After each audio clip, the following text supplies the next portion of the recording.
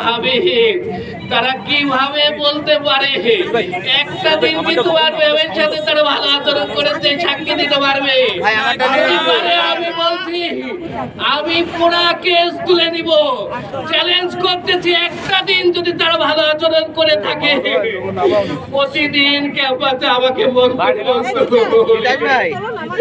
প্রত্যেকে আমার সাথে এত খারাপ আচরণ করে। আমি কি শিক্ষক?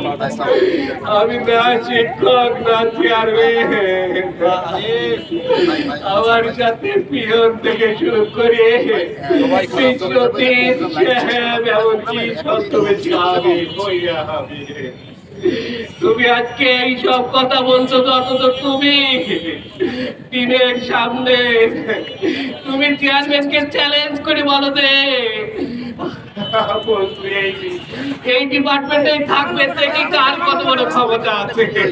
এটা কি জানা নেই তোমাদের? বলো তোমরা যদি একটা সত্যবাদী একটা নিষ্ঠাবান ম্যাডামের পক্ষে যদি একটা কথা বলতে না পারো আমার বিচার দরকার নেই। সুতরাং আমার সন্তানদেরকে দুধ থেকে বঞ্চিত করে রাতের পর রাত তোমাদের খাতা থেকে যে প্রশ্ন করেছে তোমাদের ঝঞ্ঝট তোমাদের সাথে চেষ্টা করেছে।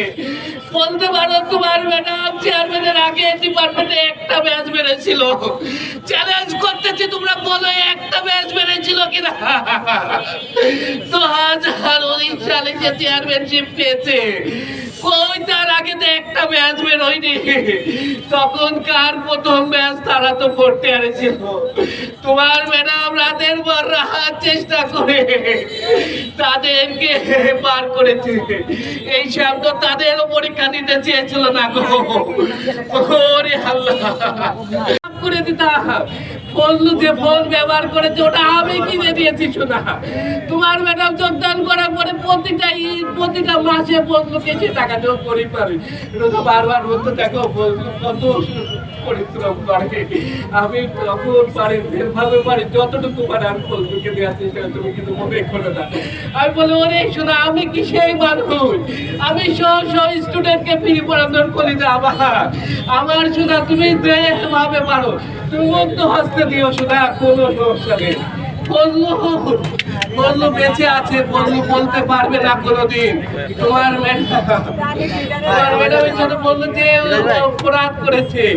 তোমার সাররা কোনোদিন কি বললুকে তার কোনো বিচার করেছে? বরঞ্চ তার পক্ষ নিয়ে করেছে।